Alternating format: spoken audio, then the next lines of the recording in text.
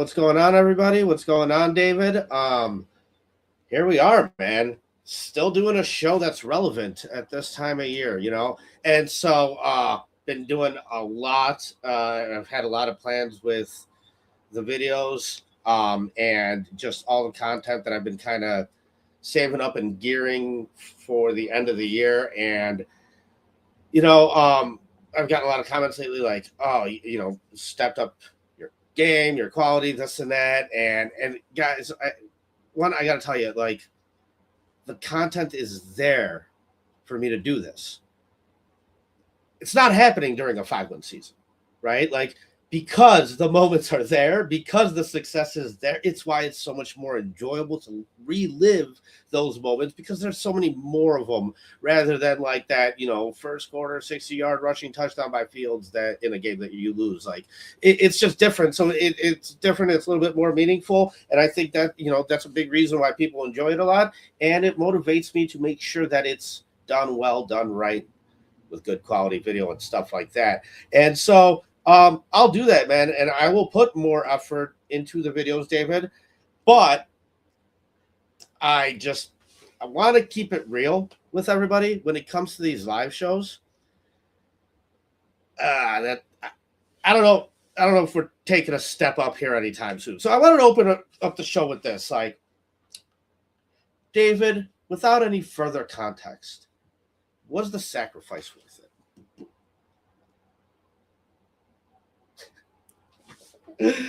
No, I'm messing around. We talked about it in the beginning of the year. Dude, there's that one clip. You're muted. Here we go. There we go. I unmuted you. Sorry. I was like, of what? I didn't know you were saying what you're talking about. Yeah, of what, yeah. dude. Yeah, there you go. I was gonna say it doesn't have to be said again. So I think so far it's panning out. I'm gonna make the case for it's been worth it.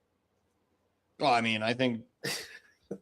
I mean, I have no idea how to follow that up, but I'm sure George. I don't. I'm sure George misses mom, but he's having a good time. Of course, dude. I would not wish that about anybody. Dude, did you see the clip?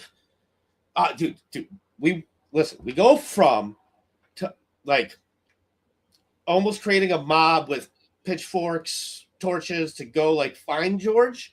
Did you see this clip recently? Yeah, with the fans are like taking a selfie, and a Green Bay fan like walks by and they're like, "Get away from George!" All of a sudden, they're like bodyguards. Like, it's funny, man. But dude, I bring that up like I go back to it. We blame ownership, but we don't credit them right now. Like, it's just non-existent.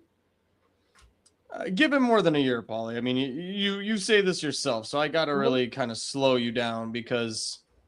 This looks genius right now, but you thought it was genius when Matt Nagy was coach of the year. So give it more than a year. I think if we see some consistency, we can say, like, for sure they found something in the secret sauce, but I don't know if we can credit George right now. Like, Ryan Poles is still pretty fucking stupid. This defense has no players. The best player – I was going to ask you this actually today and then, go from there. But, yeah, I don't know if that's – I think that's a bridge too far. It's a cute video. It's a funny video. George can have his little moment, but I mean, he's not just like forgiven and forgotten for the last 30 years of fucking average mediocrity bullshit that he's put us through because the Bears had a miracle season this year. It's just not the same. David, I can't argue that. That's a totally fair statement. You're right. It's interesting, like, being able to go back to the start and having all this content and kind of going through it, and it's like, dude, I found this one clip and I had to put it in the video because to me it was so interesting. I try and read people's body language here and there and whatnot. It's after the second loss, 52-14 against the team you just left. They're rolling. You're 0-2, and he's sitting there at the table. I mean, I know they have like usually like a red light on the camera when it's on. I don't know if he was just like zoning out. It almost looked like he didn't even know the camera was on. It's just shit. Dude, he looked like his eyes were like twitching a little bit. Who's Ben he? Johnson. Ben Johnson, okay. Sorry. And he was just sitting there just like in a daze. Now the press conference itself, he was very professional. He pretty much just said, like, dude, we are not playing complimentary football. It's something I complained about earlier in the year too. Like, there's moments to step up, and it's just not going back and forth. The defense makes a stop, the offense comes out, lays flat. Like, it's just never really panned out. But like, then to come out week 3 with the aggression that they did with the long scoring touchdowns, it was interesting because it's like, dude, it looked like he was contemplating a lot there. It looked like he had the look on his face like, did I really wait all this time to come here and do this? Like, I don't know if I would read it that way. Weird it's more moment. I don't think it was a look I didn't see again all year, dude. I don't know. I think it's more of a psycho. You got to think about how these guys are wired, man. It's not, you're not thinking like, man, did I make the wrong choice? You're thinking like, I am going to fix this shit or I'm going to fucking die trying. He's a psycho. He's wired like a psychopath. 100%, David, because we've seen this situation before. And what happens? Matt Eberflus comes out and starts and just looks like an idiot. I told you. And says, but he says all the right things that he thinks need to be said. And he talks about these like coach speak things, and he doesn't have an idea of how to fix it. So he can say all the right things, but at the end of the day, like, I remember how quickly a year makes, but when we were talking about Matt Eberflus towards the end of his thing, we're just like, this guy just doesn't know what to do. Like at a certain point, he doesn't know how to fix the team. So it's just different and it's refreshing. And even next year going into, hopefully getting some different talent in here and the change. I think the team is going to look drastically different overall, regardless of how well they do this year. But I trust that the coaching staff in this building has an idea of what to do with it. Maybe not right away, but they'll figure it out. I think it's safe to say that they know what they want and how to do it. David, I do want to get to some real football talk. And this is definitely the last time we're going to mention Matt Eberflus's name. But while we did mention it, let me just get this little 30-second video out of the way. I love this. Or you with timeouts?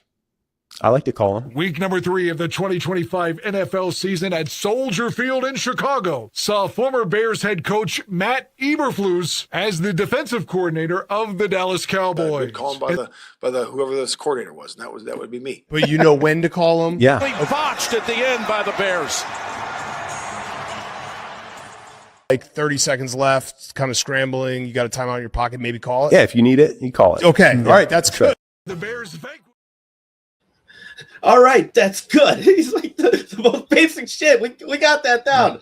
Well, dude, I love Big Cat. But it was true, dude. Like the effort it takes to get to those moments, to have it be royally messed up by the guy that's supposed to like set the tone, it was just remarkable. Like how badly he was able to butcher it. And, I mean, dude, it wasn't a surprise for us at the time. I think a year before that, we were already done with him. Like publicly, you know, I mean, we came out, I think, after that Broncos game. We're 0-4, and we're like, this is done, dude. No, I mean, we wanted him fired the year Harbaugh was available, so it's not even a discussion. We were adamant about it. At the end of that 4 years. Yeah, if I can transition to like football talk. Yeah, let's do it. Yep. Because I had this is just a comment about last week that I had noticed on the video. Like I had mentioned that like the career trajectory of Caleb is very Tom Brady-esque. And I was having this conversation with somebody at work, and they agreed. So this is another football fan that I know, and I think it was agreed. I actually did the research to kind of figure it out. So Tom Brady rookie year, like didn't play really. He played like 3 snaps. His second year was when he took over for Bledsoe, right? I think after week 3. And then his third year in the NFL was his first year starting. Okay. So I'm just going to use the second year when he took over as a comparison. And the third year, which is when he got his full starting year, right? I'm going to give you these stats, and these are eerily similar. I'm not saying they're going to be the same player. I'm not going to say that they're going to have the same career. But even if Caleb is like 85, 80%, 75% of the quarterback of Tom Brady, and again, I'm not saying that they're good, that they're similar talent-wise.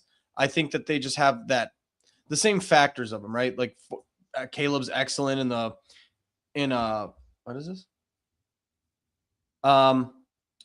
This was what Tom Brady said. He praised Williams' elite talent potential, noting areas of growth like accuracy, similar to how he himself developed, and acknowledged that Williams' motivation to chase his legacy, calling it a good source of a drive. But he more or less compared kind of career paths. And also like, and that's what people were saying. They're like, he's nothing like Brady. It's not play style. trajectory. Yeah, we're not talking about that. And quarterbacks nowadays are just not the same as quarterbacks used to be. They're just built differently, right? They're faster already, and they come in more football ready. So, first year of Tom Brady's career, 2843 yards, 18 touchdowns, 12 picks, 63% completion percentage, and had 3 comeback drives. Okay. First year of Caleb, 3541, 20 touchdowns, 6 picks, half the picks. Caleb's already the record holder of least picks in 1,000 throws. So isn't it amazing? 100%. He's like Rodgers level with that, dude. It's good. Yeah, crazy. You think the perception of him in terms of his picks and how he throws them is, I think, a little bit skewed with the results of it. And then 62% completion percentage, 63 versus 62. Caleb had 1 game-winning drive in his rookie year, and then the rest were, he had the drives, they just didn't go his way, right? I mean, correct. Yes. He was doing it. And that's where I think like the similarities kind of start for me, where I remember just this is what he's great in 4 minutes. He's great in 2 minutes. He's great with the ball in his hands in clutch time. How it ends and how it finishes is a different story, but it is what it is. And then Tom Brady's first full year starting 37-64, 28 touchdowns, 14 picks, 62% completion percentage, and had 5 fourth quarter comebacks. Caleb, 6, right? 39-42 versus 37-64. 28 touchdowns, 27 touchdowns. 14 interceptions, 7 interceptions. Caleb this year, 58% completion percentage, apparently with like the highest drop rate of receivers in the league. So we can bump that up a little bit if you want to for brownie points. And then 6 game-winning drives versus 5. The second year is like creepy similar. Yeah, and David, like, yes, the drops are a thing, but like, so everybody says, highest drop percentage.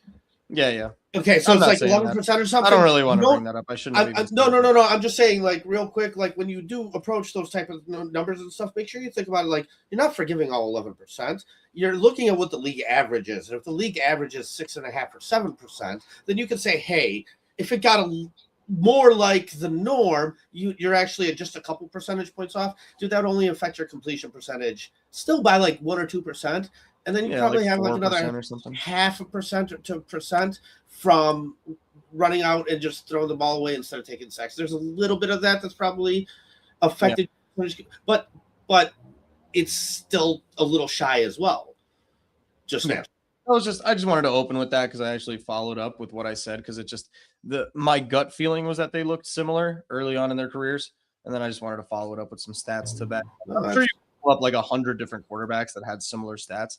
I don't know if you'd find that many in their second year that had fourth quarter comebacks, but that's maybe more of a team stat than a whatever stat. But whatever, I thought it was fascinating once I saw how close they were. I thought I'd bring it up to you. Well, you know me, I'm a fan of Brady, and like so when I look at the two careers, one thing sticks out to me is like, Brady was on a team that was Super Bowl ready, and he replaced a pretty damn good quarterback that got hurt.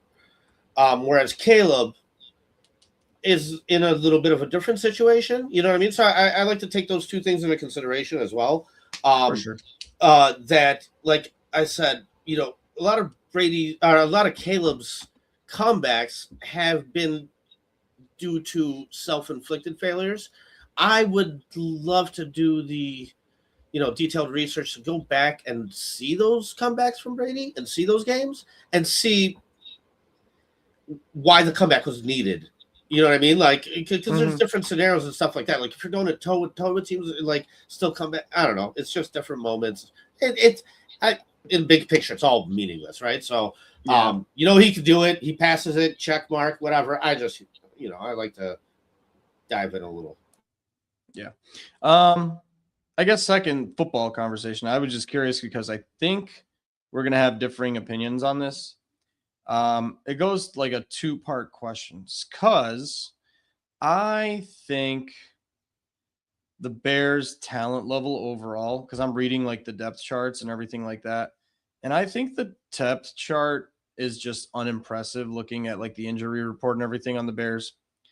And I had a thought because, I'm not obviously like the Caleb #1 fan, but now he's kind of winning me over little by little, and now I'm getting to be the fan. If you had to rank off the top of your head, just off the top and actually think about it, Who are the Bears' best players on this team after this whole season? And like, who are the most impactful and things like that? Because I have a really strong power ranking. You can take a second in I can say context of their career moving forward, their next year moving forward, just this year. Who are the best players on the Chicago Bears this year that made this 11 wins happen? Yeah. Without this player, you don't think these 11 wins happen, kind of thing. Dude, I mean, between Kevin Byard and Nahshon Wright, you have how many picks? 13. Dude, that's like how many turnovers total does this defense have? 28, 29, 30? Almost half of them came from two guys. So give me your rankings. Give me your best players on the Bears after this season. Almost like your Pro Bowl roster. Like, who would you, if you had to say they were like the Bears All-Star team this year and you had to pick like 5, who would those 5 be? I would go.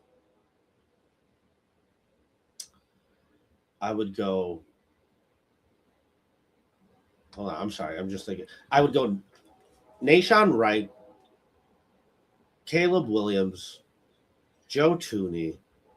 I would go Drew Dahlman's on my list. Colston Loveland. Yeah, okay. That's what I mean. There is a lineman.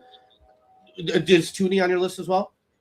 Thuney's my order of my list. Okay, so you have 2. All right, that's fair. Yeah, I have Thuney 1. I just want to know if you. I have Dahlman 2. Yeah.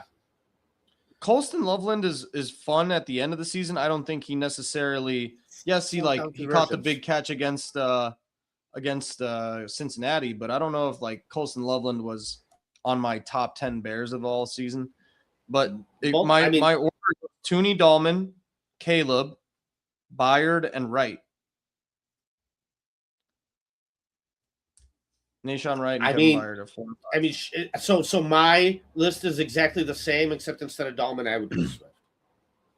DeAndre Swift. Okay. I think you could have gotten it done with like really anyone. Or maybe Loveland. Dude, Loveland, listen, and you know me, David, I will still say I'm not drafting him at 10. You know what I mean? Like, it's just, that's a different conversation. Yeah. Looking at the season, talking about best player right now, talking about impact right now, he was absent the first 4 games. He lost 2 of those games. After he wasn't absent,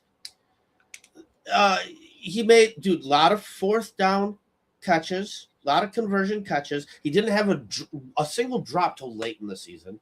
I mean, there's been a lot to look at from that rookie to be like, if Cole Kmet was in that situation, I don't think he would have done the same. I think he would have done less. So it's like, okay, yeah, I don't know. Okay, yeah. My point in all that is generally to say, transitioning into that, a lot of conversations being had about like the bad teams being bad and exploding, and getting rid of some pass rushers. And you and I agree, pass rushers are rare to be free agents because even bad teams keep their pass rushers because they just know how rare they are, right? You don't like rebuild and then like everybody said, I already forgot his name because he was so bad on the Giants this year. Was just the number 1 overall consensus pick. Abdul Carter. Yes. Is it Abdul Carter? Abdul Carter was the absolute number 1 undebatable pick, and everybody was saying people are stupid for not taking him. Somebody like Carl's Michigan man, Mason Graham, right, was like an absolute top 10 demon. And that is to say, like I think Mason Graham had a slightly better season because he was next to Myles Garrett and maybe helped Myles Garrett get some extra sacks. But even then, 2 top 10 defensive linemen, like we said, right? And even those guys did not shake out or pan out as well as we would have liked. Saying that, I heard, and I sent you a video about potentially a Max Crosby trade. I think he will be dealt somewhere. Myles Garrett, maybe. I doubt it. The money probably won't make sense to most teams. I don't really know if any other team is going to lose a pass rusher, but what are your thoughts on Max Crosby and trading for him overall and trading future assets? Because I think it's going to be similar to like a Caleb trade where it's some version of 3 first-round picks, right? Like a first, a player that's worth a first or a second, and then like a second-round pick on top as a bonus. And so what are your thoughts on that? And I'm curious what you think. Okay. I love me some Max Crosby. He's 28 years old. I mean, dude, you're talking about a high level player with a high motor, dude. Like, there is very little concern about Max Crosby other than he plays with a crazy edge, which, 2 years ago we didn't have the locker room for, dude. Like, that's the only angle you can take other than that, dude. He is as solid as a player gets. I saw it pop up on Twitter where it's like, what would you give up for him? And my response was my left nut. I mean, I don't even think I need it anymore. But realistically, what you laid out, I'm already shaking my head no. Because, dude, like Brian Burns got traded for a second, right? Yeah.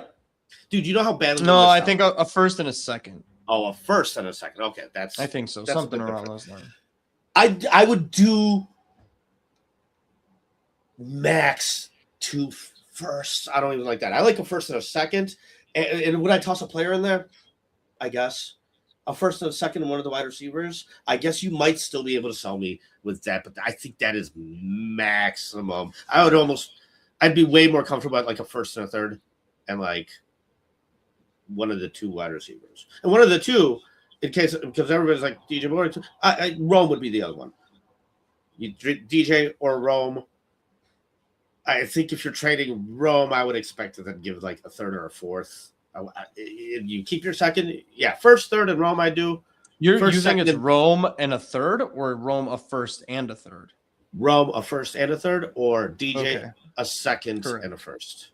Yeah. I think if you're DJ, I think you got to give up a little bit more. I think that third becomes a second. But that's what you're looking to trade for that type of guy, which is why you should have just tried to draft that type of guy instead of drafting a Rome. But okay. Yeah, and then I sent you a clip of ESPN 1000, right? It's talking about would they do Rome and a first for Max Crosby, and everybody on ESPN just instantly shut it down and said absolutely not, no thank you, not interested. And I just thought that was kind of silly. That is kind of silly. What were their reasonings, David? I'm kind of curious. In the clip, it was just kind of like, well, I don't really know if they had a reasoning in terms of that, like backed it up with facts and everything. I think they just think Rome has the upside, Rome has the potential. You've spent a first round pick on him and all this and that. And in my head, the stats end up being the stats. And I'm looking at this list of players we just listed. Tooney, not on the team last year, free agent signing. Dahlman, free agent signing, right? Not on the team last year. Caleb, draft pick, totally renovated by Ben Johnson, total change of scenery type of thing. Kevin Byard, free agent from what? Not this year, but last year, right? So not a homegrown talent at all. And he's 32 years old, I think, or 31. And then Nahshon Wright brought over on a fucking 1-year prove-it deal because he followed Al Harris. So we're talking about guys that you're muted, I believe. I believe you're muted. And then add my 2 guys, Loveland and Swift. Even if you add my 2 guys, same thing. Not a single homegrown talent, right?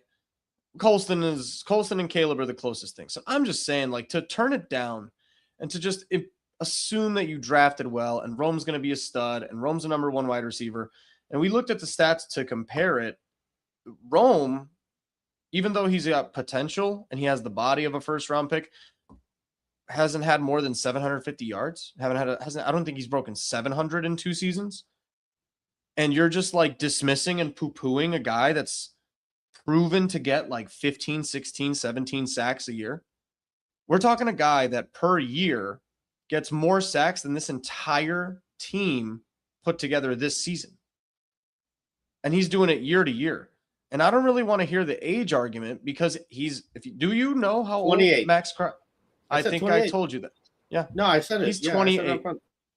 Yeah, he's 28 years old. So you're trading for a 28-year-old defensive end that in 3 years, he's 31. His contract expires. You can say goodbye if he's washed up at 31.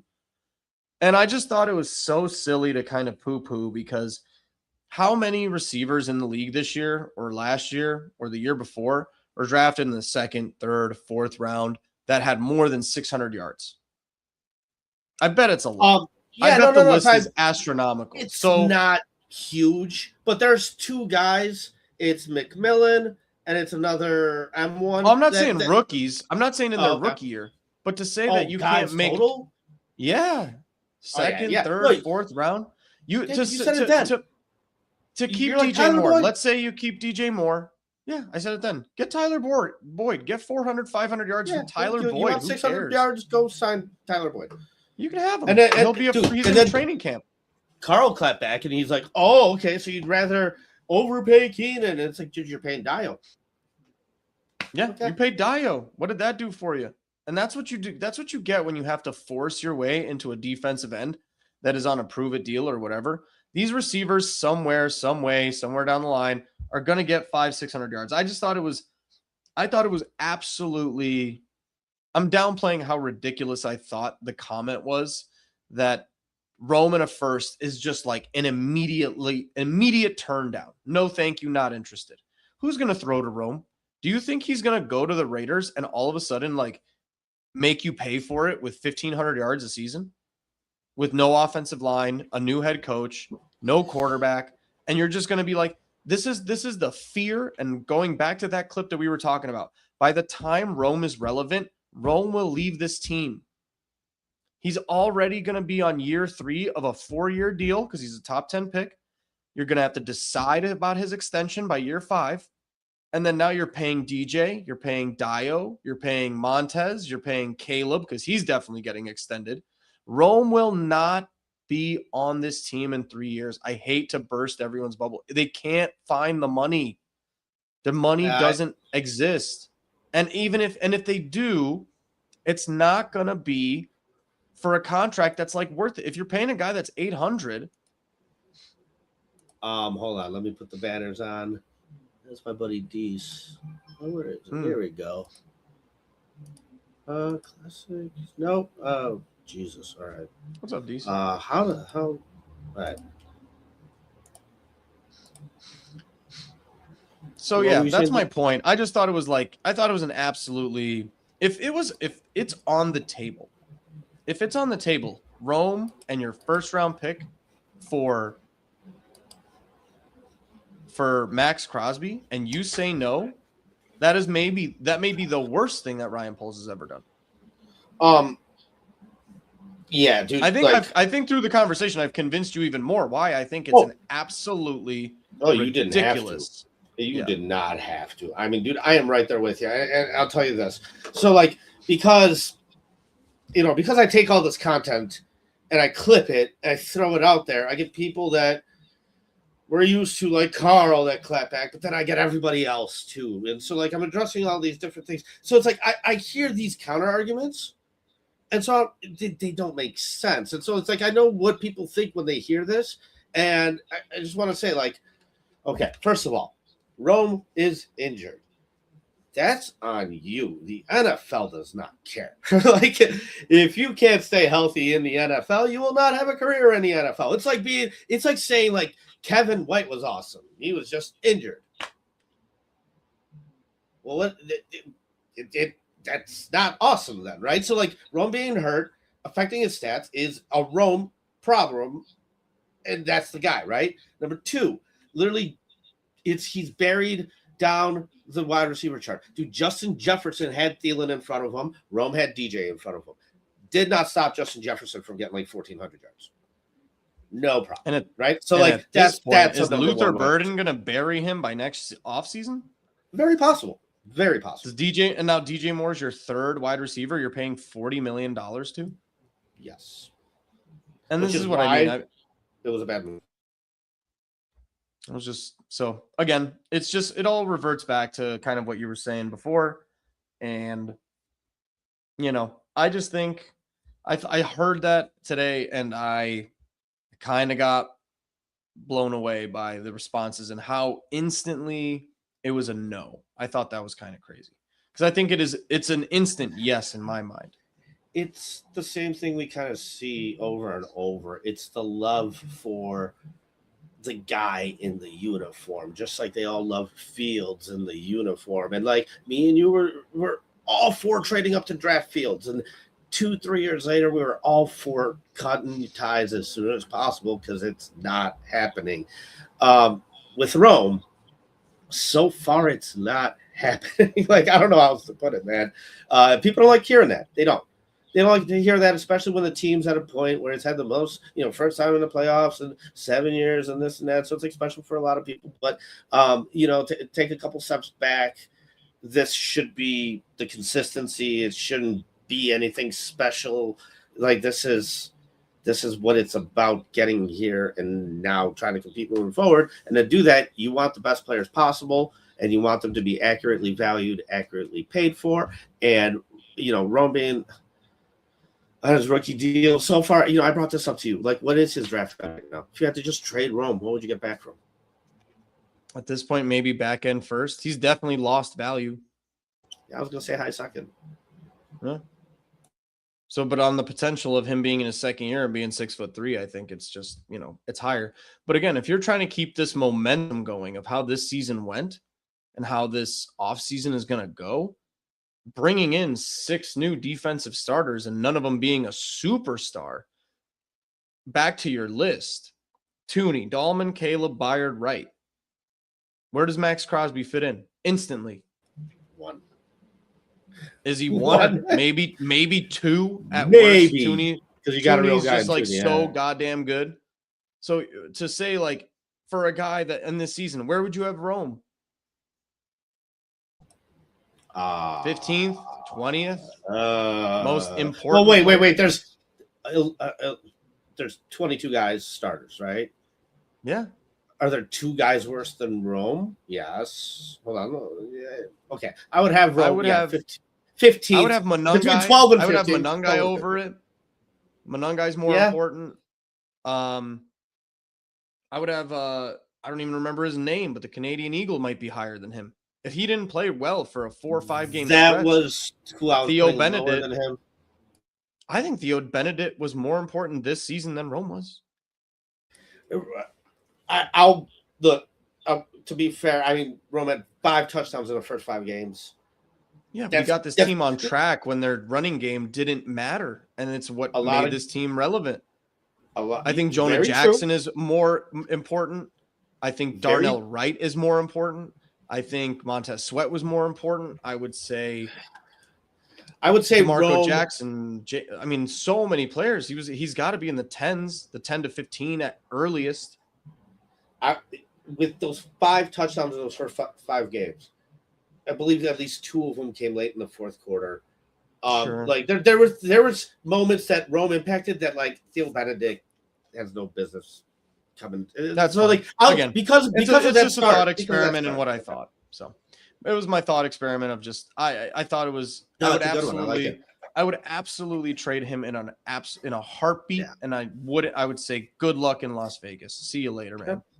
That's exactly what I said in one of the 2 expendable wide receivers, because I'm right there with you, dude. Like, that's it does. My head did have a more hesitation than DJ. I would have getting rid of DJ a lot quicker. But if the cost is DJ, a first and a second, or it's Rome and just the same first, no second, I'd rather keep the second and get rid of Rome. Me too. And I think I brought this up to you in a text. When you look at why they're valued the way they're valued, DJ's age plays a factor. Mm-hmm. His contract is very favorable, which plays a factor, right?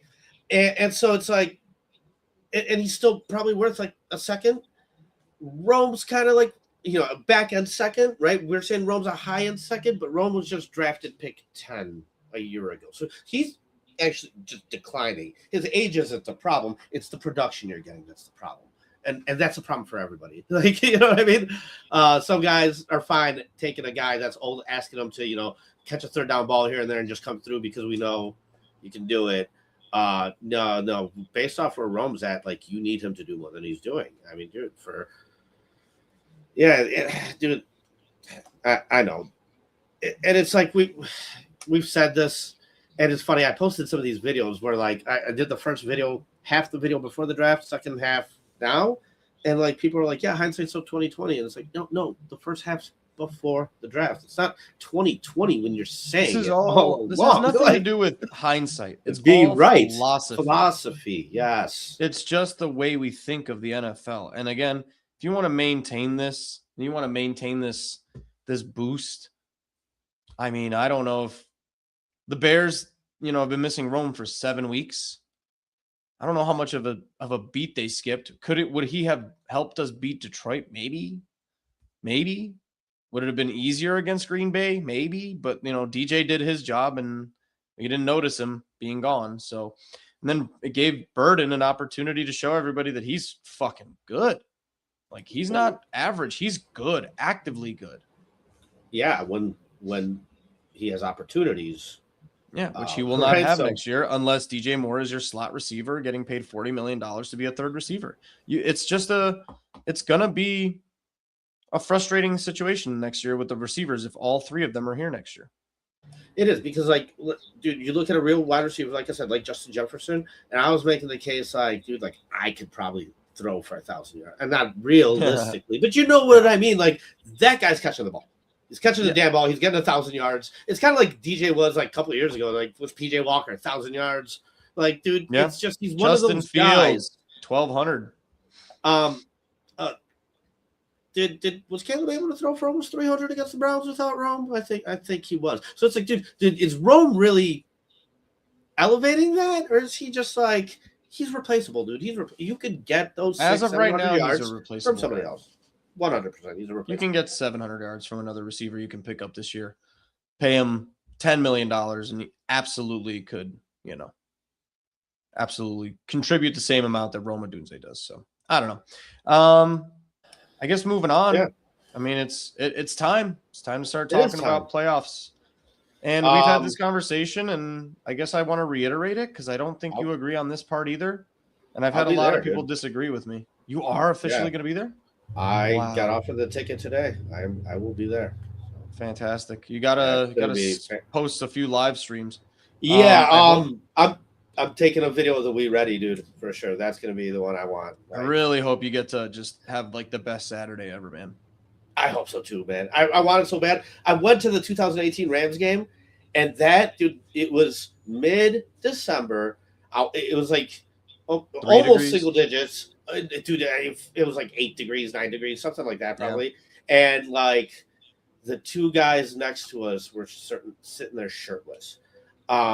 Dude, it was the most energetic I've seen that stadium since like I was there in 2012 when Brett Favre was on the Vikings. They went 12-4. We were one of their 4 losses on a Monday night in November.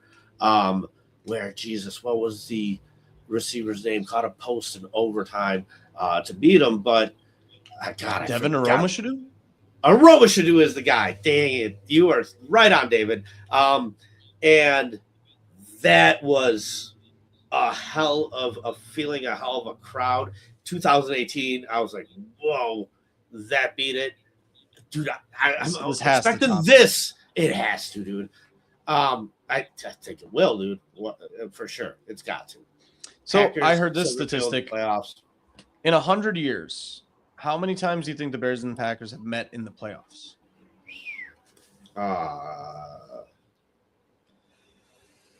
35. Is that high? 3? This is going to be number 3. No. You're telling me 2010? I got to double check this. And there's one before. What? I got to double check it now that you said 35, but I thought I was going to say a number like 30 also. You know what, David? I saw in that first matchup, the first time when we were both, what, were we 9-3 each? 9-3, I believe we were both. It said this is the first time these two teams have met. It was correct. With this record since 1939 or some shit. So they've never met in the regular season. 9-3 since 1939. That probably is correct. 41, yeah, I believe it. 1941, wow. 2010. When we remember, this is the 3rd time ever the Bears Packers play in the playoffs. Thanks, dude. We got shitty ass people like you to watch us too. So, Probably Packers fan, dude. I'm Whatever. drawing the heat tonight. I was expecting. I'm like, dude, they're gonna come in talking shit left and right. So I don't really care. But isn't that fun? Dude, isn't that a fun? That's a crazy. I was good blown away question. by that stat because my number was Well a done. lot higher than yours as well. Yeah. Wow. That's shocking. I wonder how many people could actually get that right. Man, who's like the best statistical guy? You know, I'd like to pitch it to them. Yeah, just ask him a fun fact. Ask who recorded week 3? The Steel Trap Memory. Recorded the voice. No, the voice of week 3. Oh, Dan.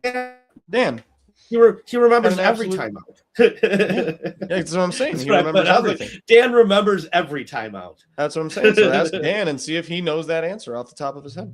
That's a great question. I will pitch it to Dan. Yeah, Aldo would be the other guy to kind of throw it at him too. He's pretty good with that stuff. I wonder if any. I thought it was a fun fact. So you get to see the third time ever the Bears and Packers meet in the playoffs. Pretty cool. Jesus, that's awesome. Because my guess was similar to yours. I was going to say like 50, 30, you know what I mean? Something like that. And then it was just 3. I know we're 0-1. What happened in 1941? What are we 0-2 or are we 1-1? I got to tell you. Bears won 10-7. Oh, by 3 points. You look at that, dude. So interesting. Yeah. So kind of crazy. For all the crap they give us left and right, for all these regular season beatdowns, which they are beatdowns, they've cost us the ability to go to the playoffs to be there, right? So that's plenty of times. Plenty of times, which is what hurts. But once you get there, really, it's just 2010 is the one, and that. And other than that, Aaron's got one. You know, Brett Favre's got one, and then. Wow. Then they got what, the first one or something like that? I don't remember. Chiefs, Packers or something. Did Chiefs win the first? I don't remember. I got to rewatch my America's games, but yeah. Second part of that question, man. I hope Lord so, Crimson. Nick thinks we're a shitty channel. Please your comments. No. Yeah. I'm kidding. No, you're right, Crimson. 5-game losing streak. They are, dude. This Packers team, it's a good team. It's a well-coached team, but it's not like a great team by any means. They got their ups and downs. They got their issues. They got their roster issues. They got plenty of things that they're trying to fix as well. So to finalize that point, you read that one. Saturday, yeah. 5 games. So, do you agree with me that if it was the Rams, going back to last week, if it was the Rams, now that it's actually a reality, if it was the Seahawks, it was a little bit more palatable. But if we lose to the Packers Saturday, 7 p.m., does that put a nasty taste in your mouth on the season, or does the season not matter because it's the Packers? Does the season... It doesn't matter that it was the Packers. The season is still, because again, my general reaction about the season right now, awesome season. We're a year ahead. You solidified the most important parts of your team, their coach, your quarterback, your defensive coordinator for a long time.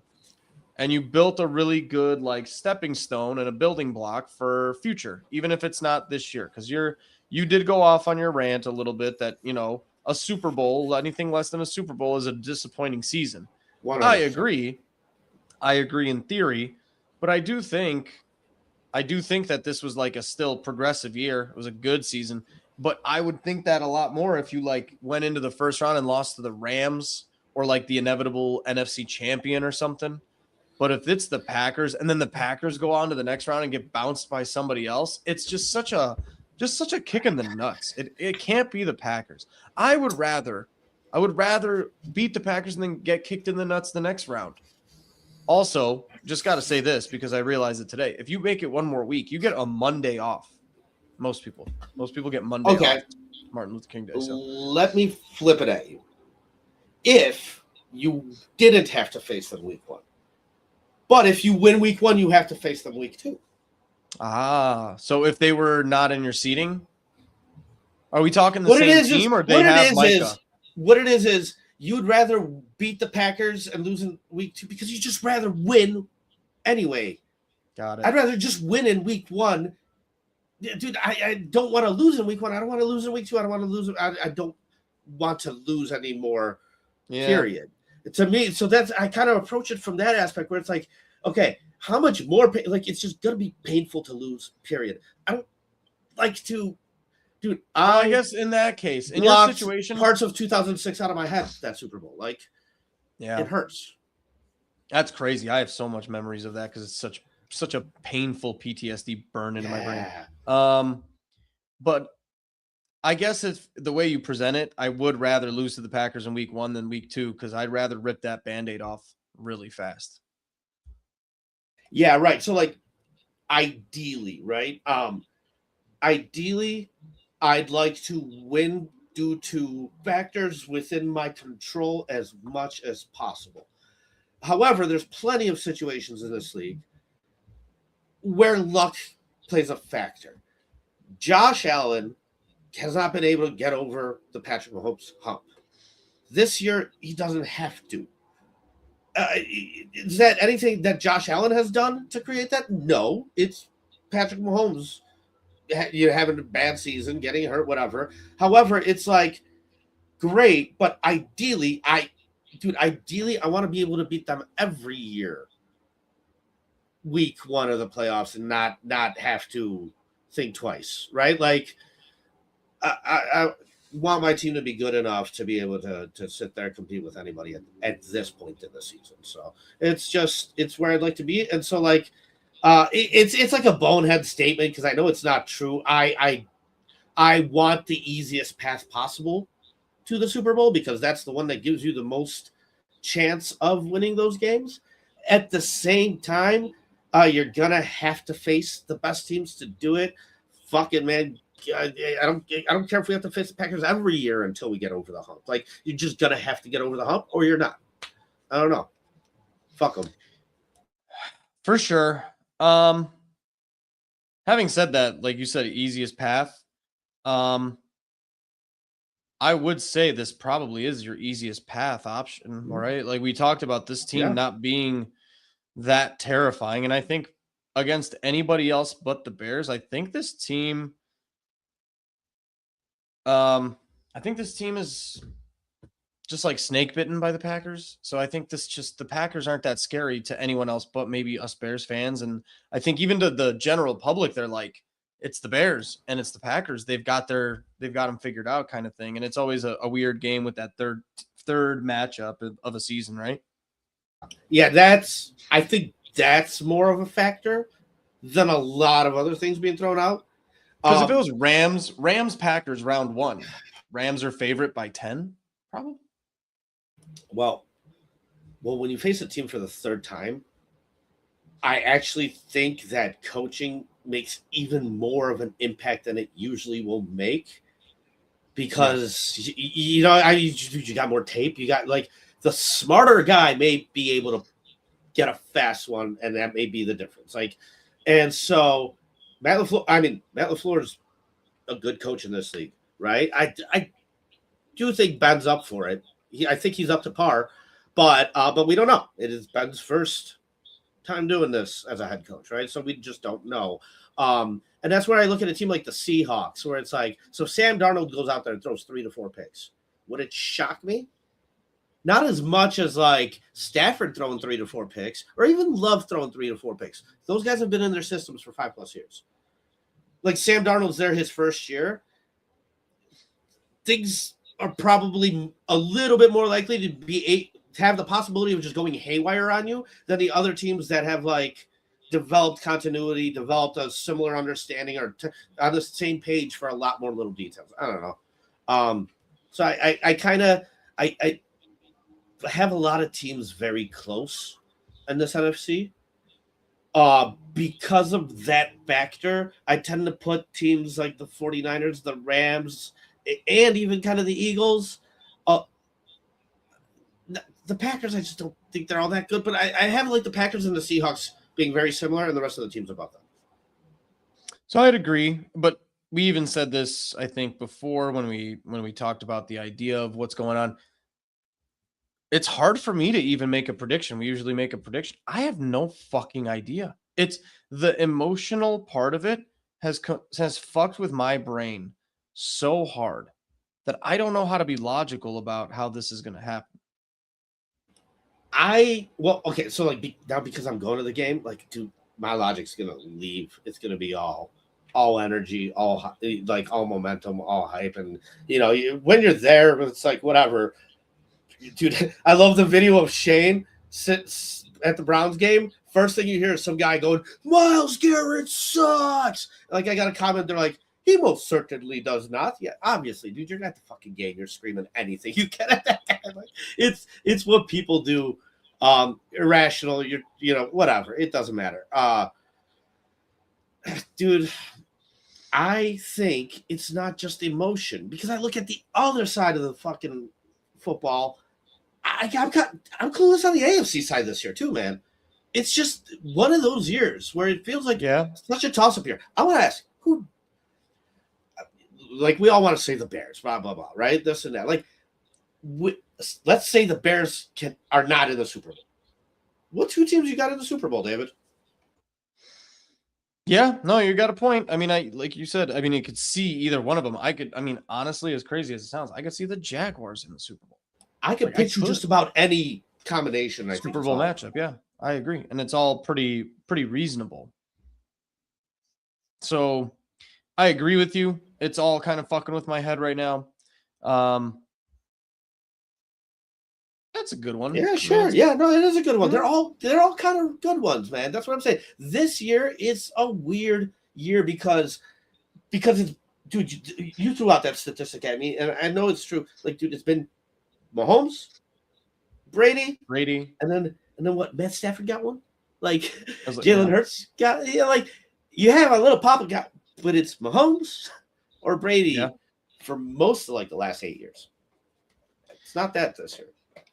Yeah. So I do, we did this thought experiment with Brian back when we were matching up with the Packers. And at the end of the day, you just got to think about what the skill positions are and where you're better or worse. Like, I think we can still agree Love is the better quarterback. It's getting closer every week, right? The gap is getting closer, but Love is definitely still edging that out. Yes. The offensive line is in favor of the Bears. I would say at this point, I like the Bears running backs better than I did the Packers when we did this thought experiment with Brian. Because the first time we did it, we said Packers running backs are better. I like the combination of Josh Jacobs over DeAndre Swift. Yes, Josh Jacobs is better.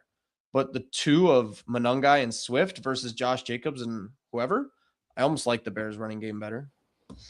Yeah. If they're all healthy, the receivers on the Bears side are better. There it is. We only have the two, like one of them is hurt. And everybody's on the injury report, by the way. Yeah, I know. That's what I'm saying. It's like, yes, those two, sure, but it's like, but if we're even gonna go one after that, I mean, I don't know who the Packers depth is, but I know who ours is. It's the guy that got 1 carry, 2 carries. Like, it's great. So like Monangai, Swift have really taken on the load, and it's impressive. I did not expect it. It's impressive, and they've not only taken on the load, they've produced with it. Good job to them.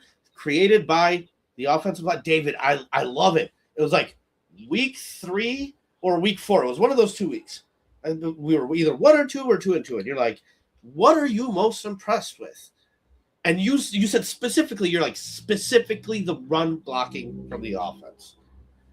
And that just like kept going for after that the whole year, dude. We're spot on with that comment. I do really wish and I hope for Ben Johnson to get one. And that's the other part of it is like Matt LaFleur, his record like without Aaron Rodgers is not stellar or outstanding in any way, shape, or form.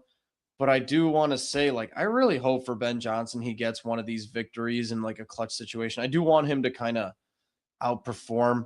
And that's kind of my X factors. Is Matt LaFleur's experience edging out Ben Johnson's like innovation and opportunity here? I wonder how that's going to shake out. I think our staff as a total is a better staff. I agree, but I don't know if the moment is too big for Ben Johnson in his very, very first year. We don't know. Yeah, we don't know. I really hope the best for him. So I want to say two things. I know we're coming up to an hour here. I just wanted to... What's up, dude? Hey, dude. Prometheus, member, nice. Thank you, dude. Definitely one of the people that always watches our stuff. So yeah. David, always two so things. Consistent. Thank you, man. You named the 5 most impactful positions. You also stated that even like we even added my 2 that were different. So top 7 between both of us, they're all 1 to 2 year guys. Dude, they're all 2-2 against the Packers. That is what Caleb is right now. He is 2-2 against the Packers. Ben Johnson is 1-1 against the Packers. They are 500 against the Packers. We, as a fan base, and you said it too, as a fan base, have a lot of history, a lot of issues. Watching a lot of Caleb PTSD. Watching Caleb in these early press conferences when they were talking about it, like before. I guess he played him twice last year, and he was 1-1 against him or whatever. And he's like, "Yeah, like I've been on teams that have rivals." Like, it's like, dude, this isn't a problem for me. Like, it's kind of what it was. He's just like, it's another team. It's not in their heads like it is our heads. And so right. I do. So for me, it's super important. I think it's way more important looking at guys like DJ Moore who sit there and have played in this league for, a good handful of years. This is the first year he's had more than 10 wins. It is the first time he's sniffing the playoffs.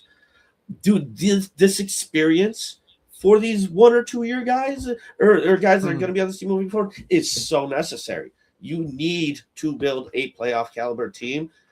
If you get knocked out of the playoffs or whatever, it's still good to get playoff experience under your belt because that doesn't really hurt you. It only gives you you only come back hungrier or more ready. Like it is what it is, but you want it. You want to be here. You want to be here, period. No matter what happens. You're talking me into being optimistic, man. I was already predicting a win, but you're talking me a little bit up, a little more. Number 2. And then number 2. Oh, your point? Yeah, what number 2? You talked about having Brian on. We had him on before the first Pack matchup. He threw out a scenario where he's like, man, we're sick of getting bounced in the first round. If we get bounced in the first round, again, arrogant piece of shit talking like he's making the playoffs, which they are making the playoffs. I guess he's right, but that is how conceited this whatever. He's penciled in to the playoffs. If he gets knocked out of the first round, Matt LaFleur might be on a hot seat. And this was before we faced him the first time. And it's like, I don't want Jim now Harbaugh fast here, forward. Oh, no. That's my conversation with Brian. He's like, if there's any time to get rid of him, it is now. Yeah. And that's exactly where I was going to go with this. So it's like, 1, you could potentially trigger a collapse. But 2, they have the opportunity to get a fucking real coach there, dude. And that scares the shit out of me. That scares the shit out of me a little bit. It would suck because that would be the move to make. 100%. I will say, though, all things said, dude, and I think this is almost lost in the shuffle because we're so invested right now. Every fan, I don't think one person I have spoken to, I don't think I've heard once just take a step back and go, dude, we get to watch a playoff game of our own team for once. Like that's so fucking great. In my years of going to the games, this is the first playoff game we haven't been in the playoffs since 2018? And then 2012, 2010, 2006. Yeah.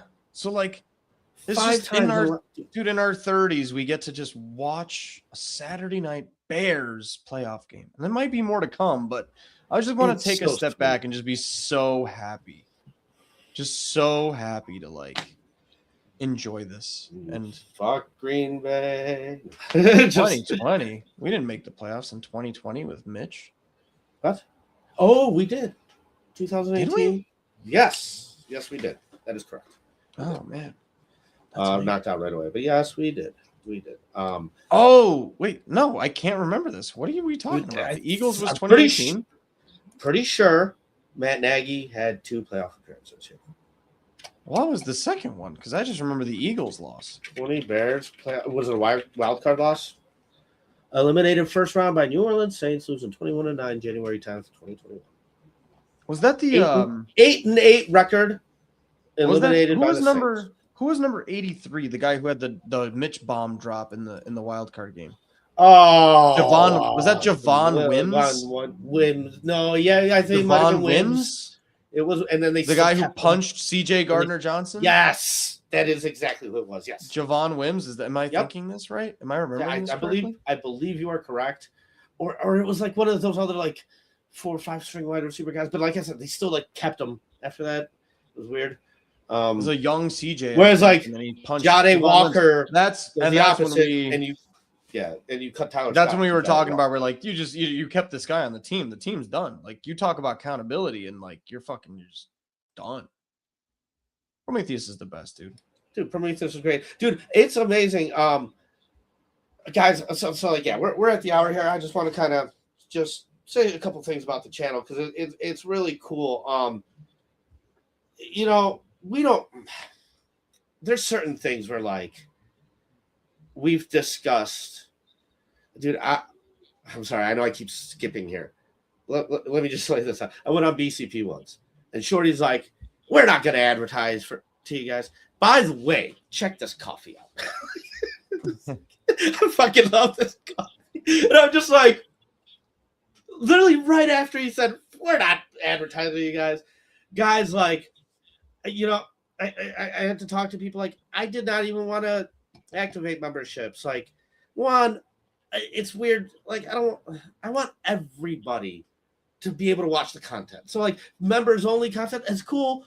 You guys know you're special because dude, like, because you put up with us, like, because you keep coming back. You know what I mean? Like, it feels weird to take people's money for doing this because it just feels like we should be paying money to do this kind of thing. But at the same time, it does help.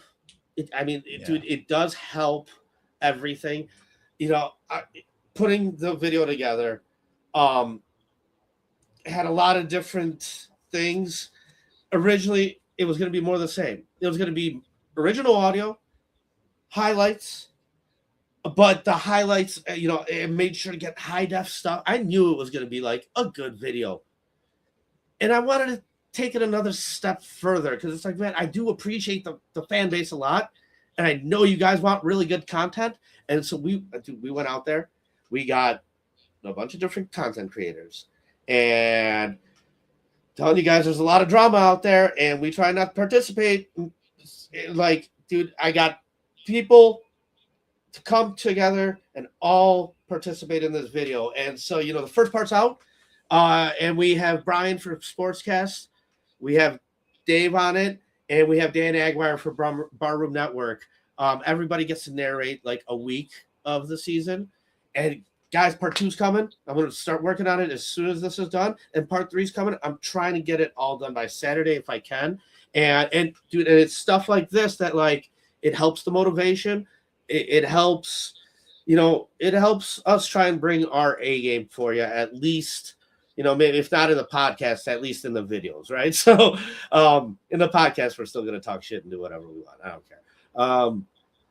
But yes, and RIP Don Burr. It's kind of funny, man, because I did tell him to enjoy it while it lasted and whatever. But like the fact that he doesn't come around and he only does when he was on top is a little bit cowardly. So yes, fuck Green Bay, definitely, dude. Like I said, I want to win. Period.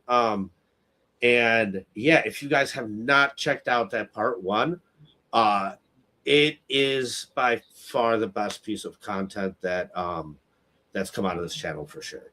It's got to go through like uploads, copyright checks. I was already in bed when I looked at it and saw it pass.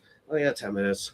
I laid in bed and watched it, and like peeled myself out of bed, being like, I just need to make a thumbnail so I could just put this thing out there tomorrow morning because it's perfect. Like I absolutely, I don't too, our channel's on horn or whatever. Like, dude, it's an awesome video. I've been just watching it myself.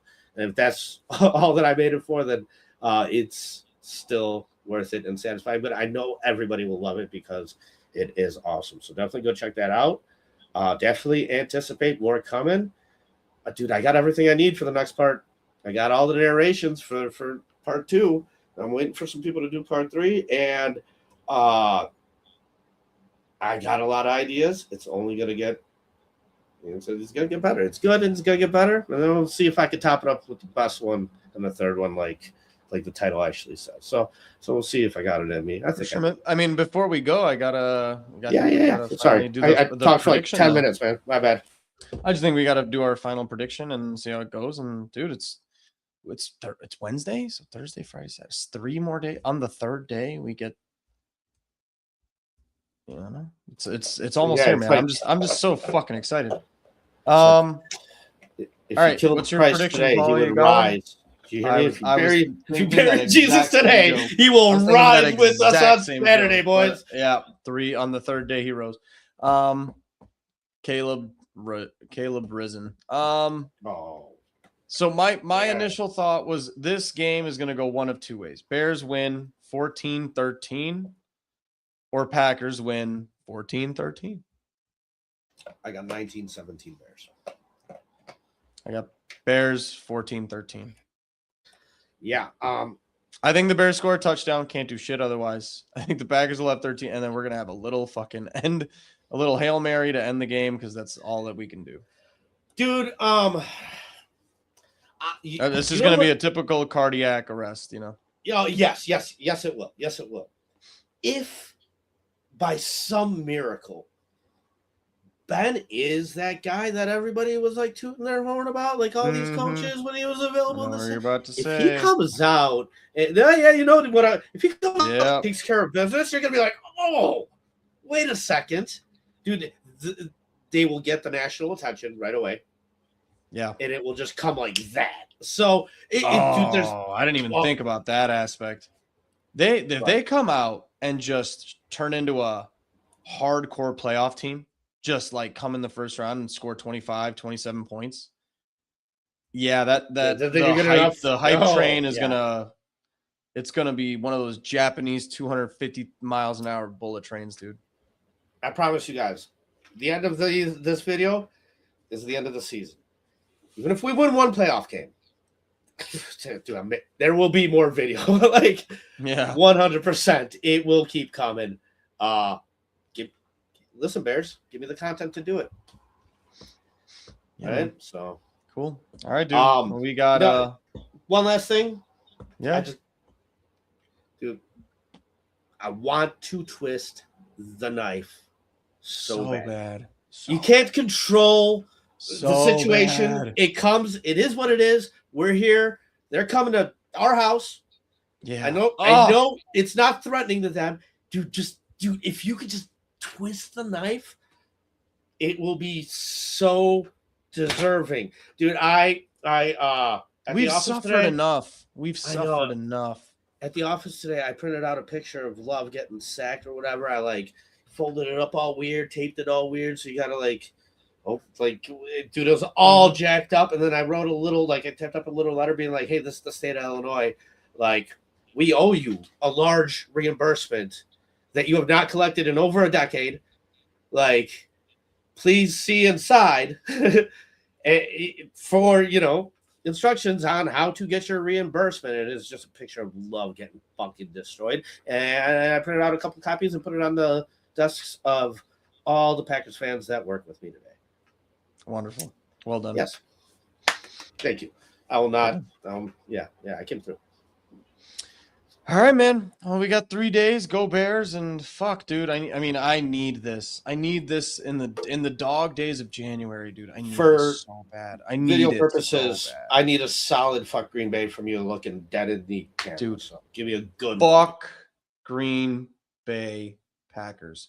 Fuck the Green Bay Packers, dude.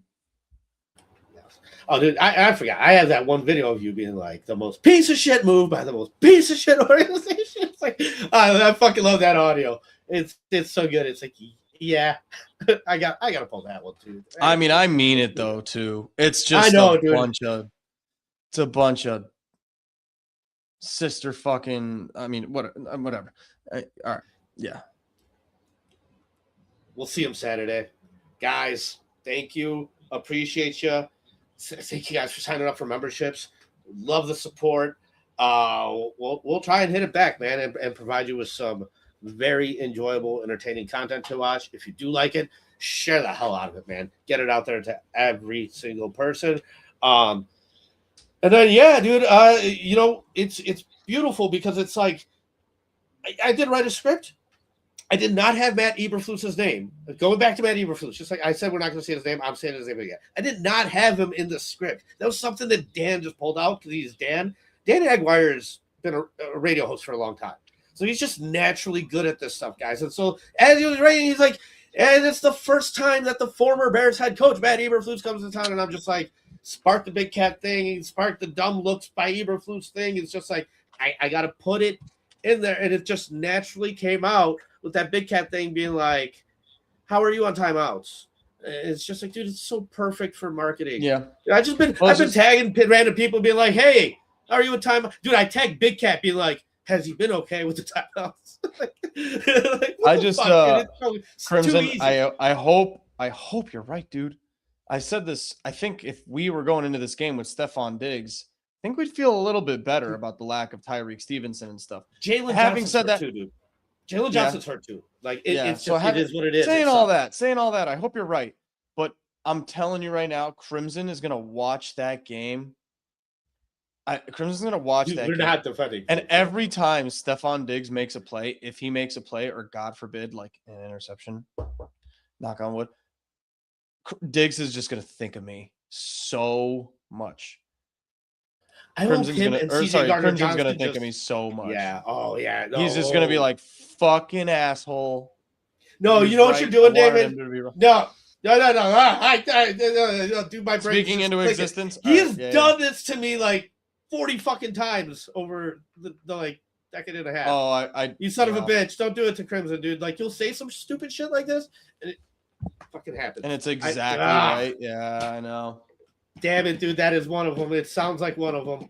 I know him, dude. Yeah, it's not just like a guy I do this with. Like we have Polly's like, this is oh god, red alert. Like, fuck, man. The warning bell's going off. He's seeing the future. Yeah. Let's go out there and take care of business, huh, man? We want to be a real team. We'll do fucking anything. Not that it should be a wall you can't climb. Fuck the Green Bay Packers. Let's go out there. Dude, just run the ball down their ass and just. Dude, yes, you do have an identity. Philly game. Don't forget who you are. Boom. Yeah, I want that. Replay that Philly game, and I want that. That was the funnest watch of the year. I want 100%. That is the approach you should be taking game plan wise into this game. 1,000%. Yeah. Thank you guys. Go Bears. Go Bears.